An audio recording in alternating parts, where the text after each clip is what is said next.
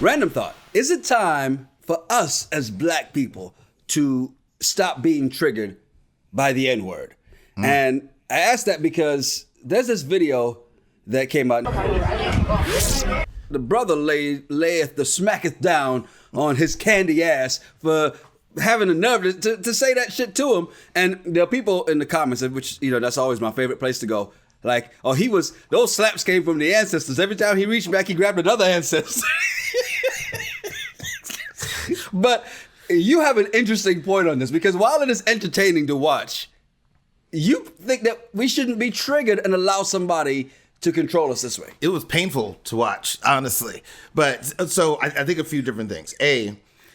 I do think that we got to stop being triggered, but let me make sure I clarify that.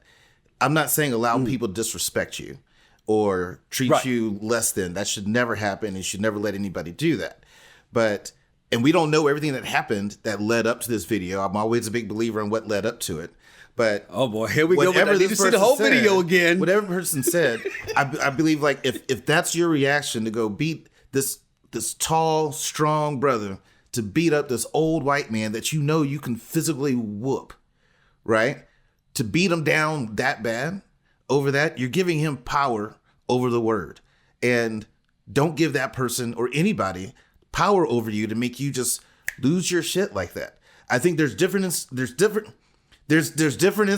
that sometimes in life you got to fight. I get that.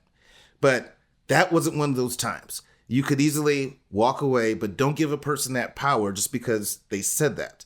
And again, we don't know the full context what happened before then, but I think we have to stop being that way. As soon as you hear the N-word, you just start flipping tables and losing your shit. Like, I don't think that should be your go-to response. And I think that there are certain people that are just that sensitive. As soon as they hear it, everything goes out the window. Now they're just trying to beat down everybody. I'm like, come on, man. It's not that serious. And a callback to last week's episode, Rogan, please. That brother showed a lot of restraint because he could have closed his fist. And that man would have been in the hospital, in the emergency room, getting surgery. And then this man would probably be in jail for a lot worse because, of course, this all this assault, right? He open hand slapped that man. And basically he was just like, I want you to look in the mirror and see this shit later. And he gave him and then another, what did your mama do to you when you were misbehaving? And you weren't listening. And you still weren't listening. That's all he did. That was discipline. That's all it was. It's still assault. And he's probably going to face a charge. And you can't go to judge. He said the N-word, and I just reacted. You can't. That's great. You're still going to be on your record with the assault charge. But I didn't punch him. Yeah, I slapped him. But I'm like this. In that instance, I'm okay with one slap. And the reason why I say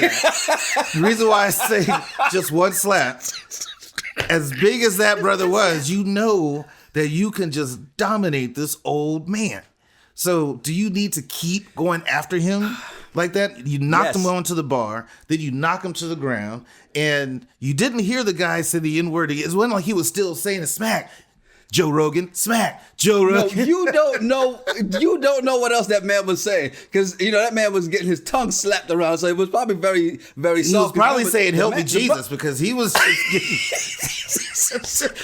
The brother was walking off, right? And as he's walking off, he goes, "Shut your motherfucking mouth." So obviously the man was saying something else. Only thing we heard was somebody go, "Sir, we're gonna have to ask you to leave." He didn't go back and smack the shit out of the woman who said that. Yeah. So obviously the man said something. But that man didn't have to. And so he went back and. But that brother went straight roots on him. Toby, say it. Toby, say it. Like, that's why one slap wouldn't work, because that man kept talking shit. One slap and then walk away. One slap, he probably could have got away with it, got in his car, left, go home, have a beer, chill out, and you probably won't get arrested. After the video of this goes viral, the police are going to use that, and he is going to go to jail. John Coffey should not be beating on that old white man like that. That's a big brother. Yo, and that white man showed absolutely no fear. All right, you got me on the bar. Come here, Rogan. But that's okay. But let's talk about that.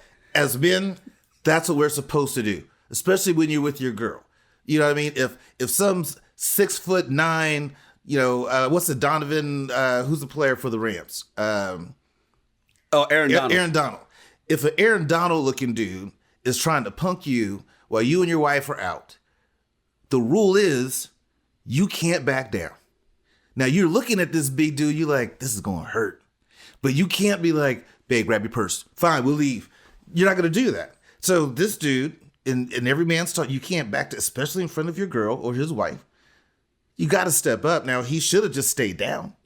I'd have just laid there, just had one eye open, just looking. Is he still there?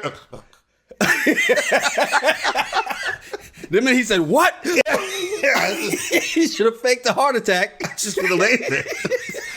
Just act like he knocked you out with that one slap and mind your business after that. All I can say is, thank God this was South Carolina and not Florida, because to stand your ground, that man, but it couldn't work because that man didn't fear for his life because he kept talking shit. That man had no fear for his life. He just knew, well, you can't hurt me, Rogan. And then he said, guess what? I can. Again.